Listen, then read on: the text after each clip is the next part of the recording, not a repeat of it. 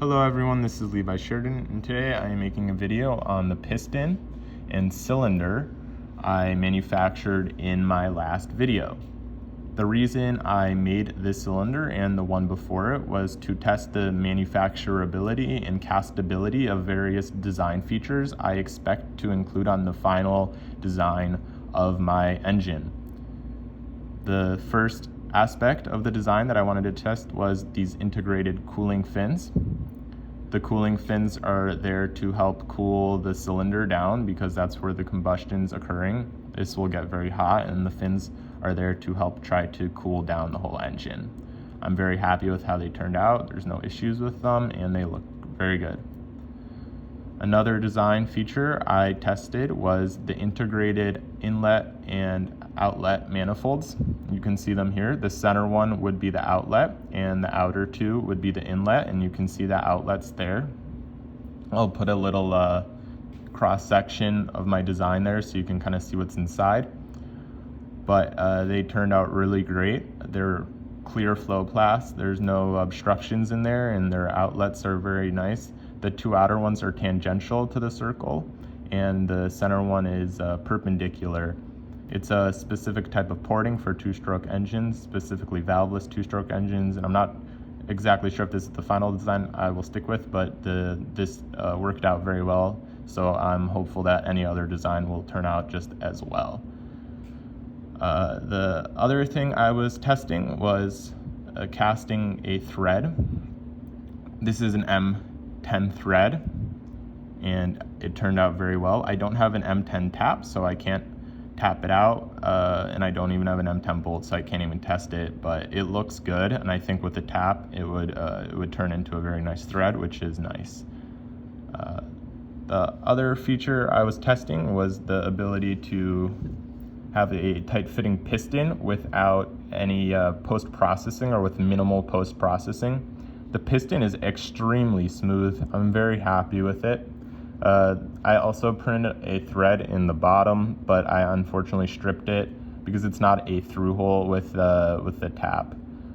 But the thread did cast.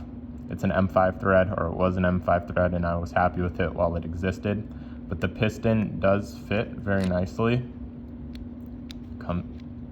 Comes out very nicely.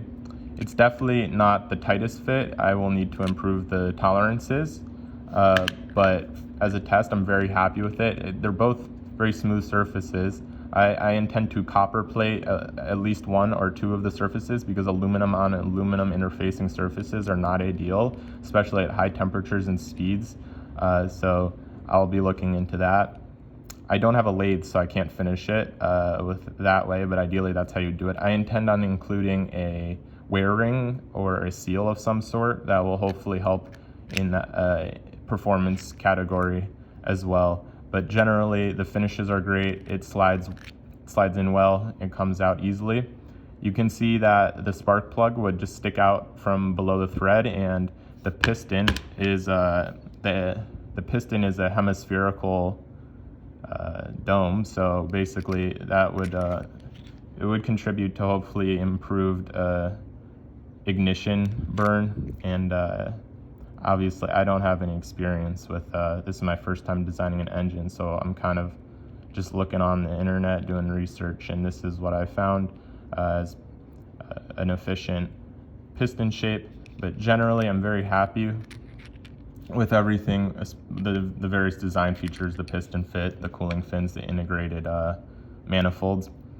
Apart from that, the finish is of slight concern. However, I'm very happy with it, especially how the last cylinder turned out.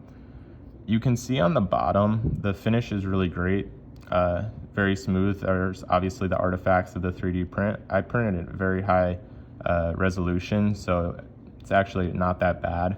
You can barely see the lines, but they're there. However, at the top, you can see the crystals and the grains. They're much larger and well-defined. The bottom has a very nice matte surface, but at the top, you can see it's definitely more rough, and you can see individual grains and crystals. I want to get a microscope so I can get some nice up-close shots because they're actually kind of pretty. They look like snowflakes. But It's not ideal, and I think it could be for a few reasons. I'm going to try to pour the metal at a lower temperature, but it also could have to do something with cooling, and I'm not exactly sure how I'm going to go about trying to solve that, but the mold could be cooling at various rates, and that could affect the grain size and whatnot, but I'm definitely going to try to change the temperature. Strange enough, the inside, even at the top, has a pretty consistent finish, unlike the outside. So I'm not exactly sure why the outside has a different finish than the inside. It would seem to make sense that it would all kind of have the same finish throughout the thickness of the material, but I guess not. But overall, I'm very happy with how this turned out. All the design features turned out better than I thought they would, especially the integrated manifolds. This is something I'm really happy with. I like the compactness of it all. It's very nice and appealing. So I will continue to work on this. I'm definitely gonna start to move on to manufacturing other things like the crankcase and the flywheel and the connecting rod and all of that stuff. I'm doing research on McMaster for one-way valves. I need to make a carburetor, but one step at a time. This is very great. I'm getting castable resin soon, so my results should even be better than this. But overall, like I said, I'm very happy. Everything looks very good, and I will be making more progress soon. So I thank you for watching, and I hope you have a great day. Bye.